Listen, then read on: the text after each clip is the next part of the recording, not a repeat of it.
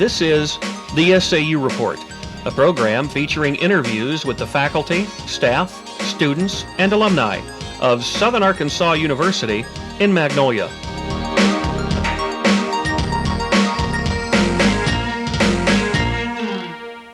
Hi, and welcome to this edition of the SAU Report. I'm Tracy Campbell. And I'm Jennifer Lewis. With us today is Dr. Wayne Gildseth, the Dean of the School of Science and Technology. Dr. Gildseth, thank you for being here today. My pleasure. First, let's find out a little bit about your educational background. Where did you attend college for your bachelor's degree, and what was your major? I attended a small, private, church-related liberal arts college in Sioux Falls, South Dakota, Augustana College, somewhat similar, I suspect, to Hendrix College in Conway, and I majored in chemistry and physics and minored in math, although chemistry was my primary major. Mm-hmm. Did you go straight into graduate school, or did you wait? No, I didn't go straight into graduate school. I was very fortunate to receive a Fulbright scholarship to Germany, so I spent a year studying in Göttingen, Germany before I went to graduate school. And what was your master's degree in? In the school that I attended graduate school, and in the area of chemistry where I was, students didn't necessarily take master's degrees. About after the end of 2 years, we had comprehensive written exams and an oral exam, and based on the performance, then we either got a master's terminal, a master's prereq, or went straight on to the doctor's, and I bypassed the master's. What type of studies in Germany did you do? Well, I took a variety of courses. Most of them were in chemistry, although I did take a physics course, and probably the most interesting course I took was one called The American Mind, and was taught in the Department of Literature over there. Is the teaching quality a lot different than over here? It's very different over there because they don't have exams like we have them at the end of their graduate training. Then they take a whole series of exams to get their degree, and so it's just a very different atmosphere. Many people don't take the initiative or time to go into graduate school after their master's degree or after their bachelor's degree, and you went all the way into your doctorate. Tell us where you studied and about the degree you earned. I took my doctorate at Iowa State University in Ames, Iowa, and at that time we had to have a major emphasis and a minor emphasis in the field and a minor emphasis outside the field. So I emphasized physical chemistry with minors in inorganic and mathematics. What has fostered your love of science? I don't know that there was one thing. I can remember when I was in grade school, I enjoyed reading about science. Mm-hmm. I remember reading and experimenting with electricity and reading about dinosaurs, and I guess I was in the 8th grade when I got a chemistry set. Mm-hmm. My grandfather had a brother-in-law who was a college professor of chemistry, and although I only met him once or twice, for some reason he sort of played a role model in my life, I think, as I was growing up. Seems like if we would ask anybody what made them love science, they would always say they had a chemistry set. So I was hoping you would break the stereotype there. Yeah. When did you come to SAU, and in what capacity? I started here 9 years ago, July 1, 1990, and I came here as the Dean of the School of Science and Technology. Prior to that time, I spent 7 years at St. Cloud State University in Minnesota as the Dean of Graduate and Continuing Studies. Could you tell us a little bit about the School of Science and Technology? Sure. At SAU, the school is similar to schools elsewhere, except that most schools of science and technology do not have an ag department, and a lot of them do not have nursing departments, and we have both. So we have 5 departments in our school. Departments of agriculture, biology, math and computer science, nursing, physical sciences, and technology. And within those 5 departments, we have a number of degrees that are offered. In agriculture, we have degrees in agricultural education, agricultural business, agricultural sciences. Biology just has a single degree. And in math and computer science, we have those 2 degrees. In nursing, we have an associate degree, which is a 2-year degree in nursing. It leads to licensed nurse. And in physical sciences and technology, we have 3 degrees. We have degrees in chemistry, engineering, physics, and industrial technology. Does science and tech have the largest number of departments here at the university for a school? I don't think so, not departments. I think it's fairly comparable to liberal and performing arts, for example. Liberal and performing arts and science and technology are a little different from business and education in that they're much more diverse. So like a school of education functions sort of like a very large department, as does a school of business. But in liberal and performing arts and science and tech, we have some rather autonomous, diverse departments. Okay. What kind of pre-professional programs are offered? A lot of them. That's particularly true in science and tech.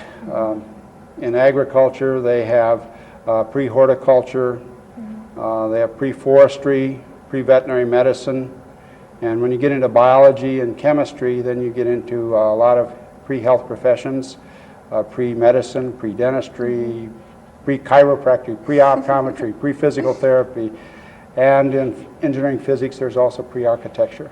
So a lot of these students, they'll go either 3 or graduate from here in a 4-year degree, and then they go on to professional school. Are a lot of students enrolled or participating in the pre-professional programs? In Here. biology, I suspect that the majority of students are pre-professional rather than planning to go out into biology, straight biology. Have there been any recent renovations or changes within the school? During the past 3 to 4 years, there have been several. We've really renovated the chemistry department. The general chemistry lab, the organic lab, the analytical lab, and the stockroom have all been renovated. There have been some minor renovations in the biology department. And then there have been some changes in curricula and in programs too. Okay. Do you foresee any new bachelor's or master's degree in the School of Science and Technology? We had 2 new ones offered a couple of years ago with bachelor's degrees in agricultural sciences. We had had a need for some time for students who wanted to go on to graduate school in agriculture or veterinary medicine or to go out and work in animal nutrition or agronomy. And we really didn't have a degree for that. So we started that 2 years ago. And we also started a degree in computer science a couple of years ago. This fall, we have two new degrees coming. One of them is a bachelor's degree in nursing. It's called the BSN Completion Program because it's based on the 2-year associate degree program in nursing. After that, they take about another 2 years, and then they get their baccalaureate degree in nursing. And we've had for about 10 years off-campus programs in industrial technology called the BSIT program. Next year, we'll have off-campus programs in Blytheville, Camden, and we're starting one in DeQueen. But for the first time this fall, we'll have an on-campus degree in industrial technology as well. You had mentioned about computer science. Do you feel that that's going to be one of the most powerful, I guess, areas for the future in, so with the growing, internet and all that? It certainly is going to be an integral discipline in the future. I don't know if I'd say it's the largest because it permeates so many different fields that every field just has to add their own component. But the number of students majoring in computer science, I think, will be relatively strong. Okay. What are your duties as dean? They probably can be subdivided into 3 areas. First of all, with respect to the faculty, I sort of serve as the formal liaison between the faculty and the Vice President for Academic Affairs. And within those duties, I recommend approval or disapproval on such things as purchases of supplies or equipment, new faculty positions, faculty tenure and promotion, salary adjustments, new courses, new programs, that sort of thing related to the faculty. As far as the students are concerned, then I make improvements on or approval or disapproval on program plans, requests for course overloads, for entry into closed classes. In our grade appeals process, the dean plays a role. The third area is that deans teach here. When I came, we taught 12 or 4 courses a year. Now we teach 3 courses a year. Beyond that, a dean's office sort of functions as a sounding board or a place where faculty or students can come who have concerns about one thing or another, either to find out how they can address those concerns or to see whether or not something can be done. You sound like a very busy man. Do you also advise students? Yes, I have usually not more than 2 or 3 students, but I do advise some students in medical technology, which was one of the degrees I didn't mention, by the way. Well, I guess it also helps to have a good secretary, too, with all the duties you have. The secretary is probably the most important person in the office. Right. What are some of the committees that you're involved in on campus, and maybe give us some brief descriptions of each? All the deans on campus are members of at least 3 standing committees. The most important one probably is the Academic Affairs Committee. Any new course or any cancellation or deletion of a course or a new program or deletion of a program or changes in academic policies go before the Academic Affairs Committee. So that's a very busy committee, and it's a very important one. The second committee that's very important is that all the deans are members of the University Council for Decisions on Promotion and Tenure. We are also all members of a technology committee on campus. And in addition to that, then we have individual committees that we may be a member of. They may be ad hoc. They may be committees that we just serve on for a short period of time. Some of the ones that I remember in the last few years, I was a member of the committee that determined the new admission standards that went into effect this fall. I was on the Computer Services Committee. I've been on the Faculty Appeals Committee. Those are some of them that stick in my mind. Did you play a key role in the new admissions policy here at SAU? The new admission standards, yes. I was chair of that committee.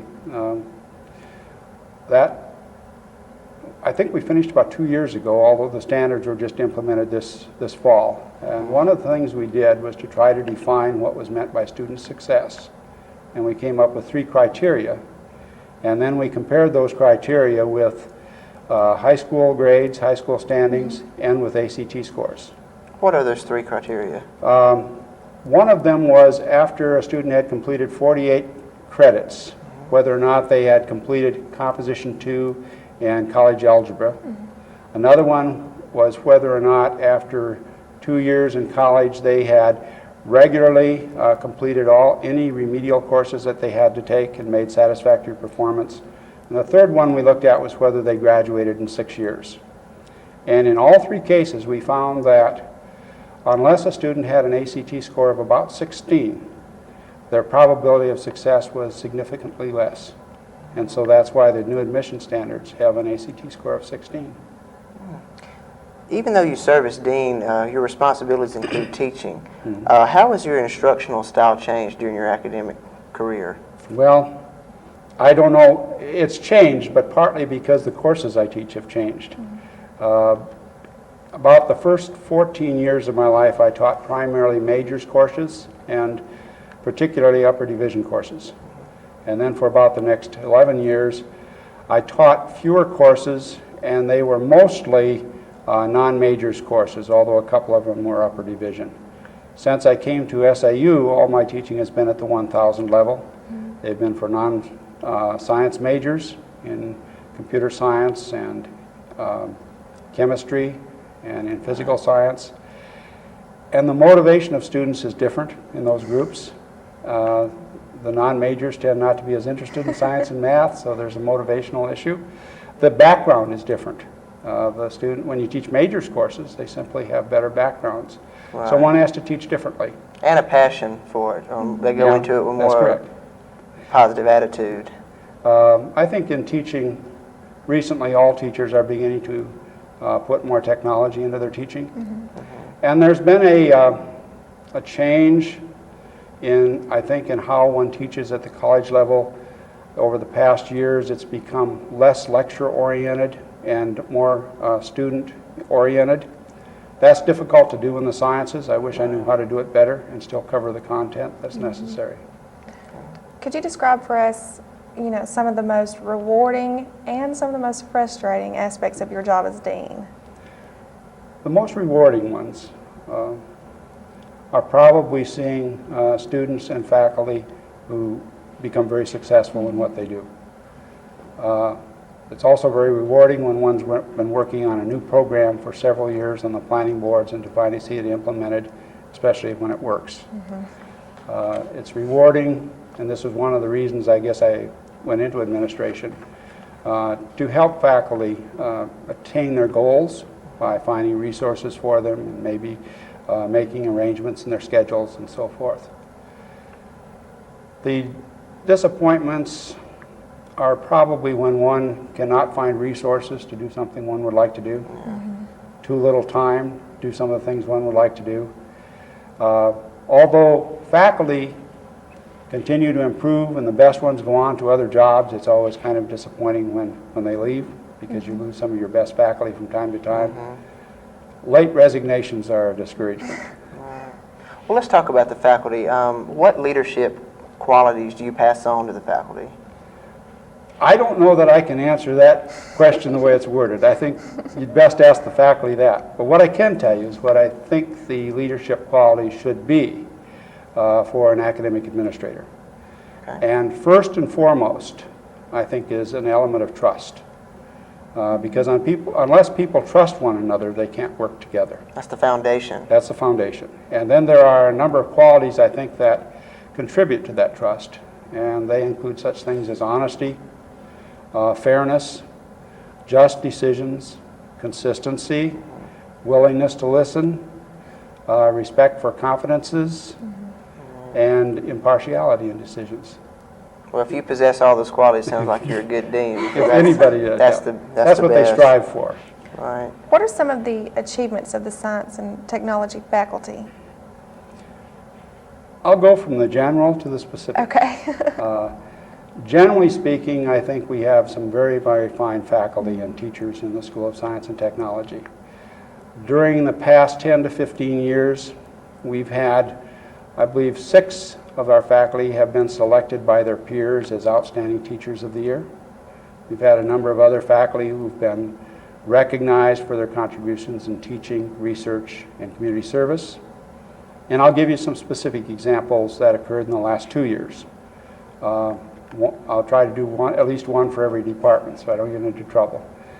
In the Department of Agriculture, Dr. Jim Tollett, who's the chair, was recently selected to be one of 11 faculty in the nation by the United States Department of Agriculture to review multi-scholars grants. Dr. Ann Horn was honored last year by the Association of Agricultural Education for the work she did in agricultural curriculum development. In biology, we have here on campus, I think, the foremost ichthyologist in the state, Dr. Henry Robison. And last year he was selected to be the outstanding biologist by the American Fisheries Association. That's a national award, very prestigious. He has discovered 3 different forms of aquatic life. One of them was named after him, and he's authored or co-authored at least 5 books. And Mr. Tim Daniels, for example, in biology a couple years ago, was selected to be among the committee that helped establish the Arkansas Museum of Science. In math and computer science, Debbie Kincaid recently was selected to be the outstanding math teacher by the Arkansas Council of Mathematics Teachers. And in nursing, last year, or this year I guess, Denise Cross received the Outstanding Nursing Advisory Award from the Arkansas Nurses Association.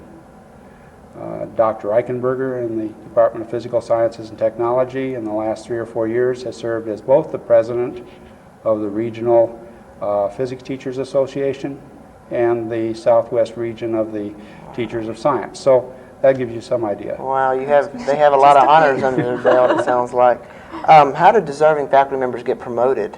What's the criteria involved there? There are 2 kinds of criteria. One is simply years of service and degree. And once one has met those, then one is eligible to apply for promotion. And there's a set of guidelines that we use based upon teaching performance as evaluated by the peers and through student ratings and things like that. Scholarly activity, which is grants received, articles written, papers presented, and community service. And as one progresses from instructor up through full professor, the criteria for each of those gets a little bit tougher. Could you explain to us the concept of tenure? And when a faculty member is up for tenure, what things are considered? A university is probably considered to be a cauldron of ideas, opinions, and theories. And originally, tenure was set up to protect faculty who had maybe views that dissented from those from the administration or from the Board of Governors, to protect their jobs. Over the years, there have been opponents of tenure who claim that it helps protect faculty who have less than stellar performances in the classroom. I think that a form of tenure is very desirable in an academic institution. As to how faculty receive tenure, they first of all have to have so many years in service. And the decision whether to grant or not grant tenure is primarily based on teaching performance at SAU. It's a little different from promotion. Promotion, you bring in scholarly activity and you bring in community service. But for tenure, it's primarily teaching ability. And then it also depends on what the program needs are of the institution. If a program, for example, has been downgraded and is no longer as large as it was, it may be that a faculty member may not get tenure there, not because the faculty member is not worthy, but we simply don't need another faculty member in that program. Why do some students here and elsewhere back away from taking such courses as algebra and physical science? That's a question I've always had, and I know I procrastinated too. Me too. There are several books and lots of articles that have been written on that. One of the words that you hear bandied about is science and math anxiety,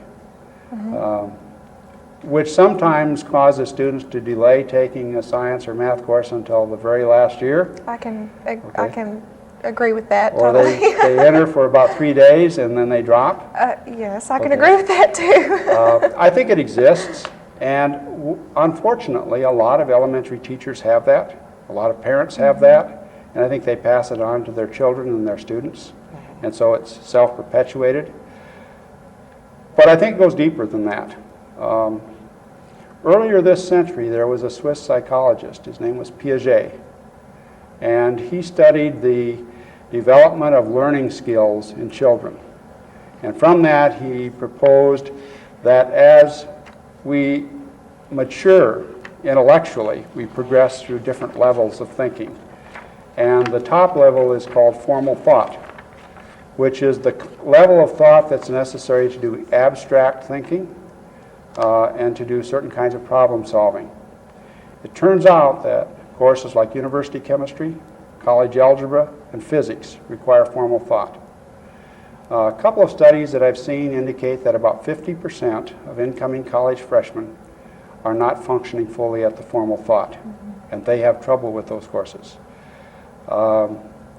We can, as a university chemistry teacher, we can give a pretest, which is mostly math, and we can predict with about a 90% certainty whether a student will get C's or above or get D's and F's.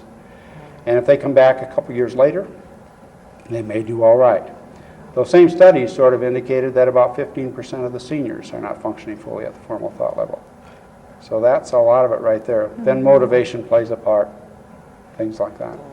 Dr. Gildseth, how successful are science and technology students after they graduate SAU? You can measure that a couple ways. Essentially 100%, I think, of all our graduates either get jobs or go on to professional school or graduate school. So the placement is very good. We like to measure success in saying that our students are competitive with students from any other institution. And one way of looking at that is to consider professional schools which are competitive for admissions, such as veterinary medicine and medicine.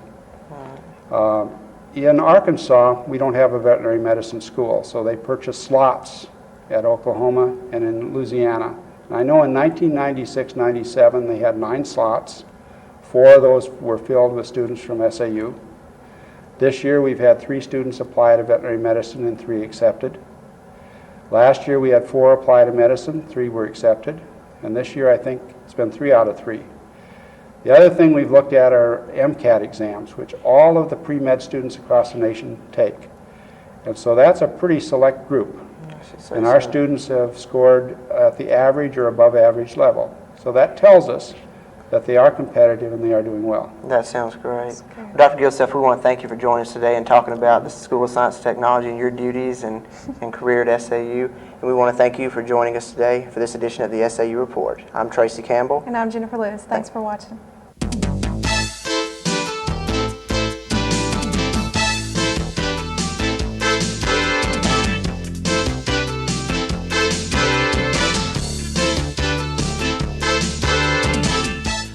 The SAU Report is a production of broadcast journalism students in the Department of Theater and Mass Communication at Southern Arkansas University in Magnolia.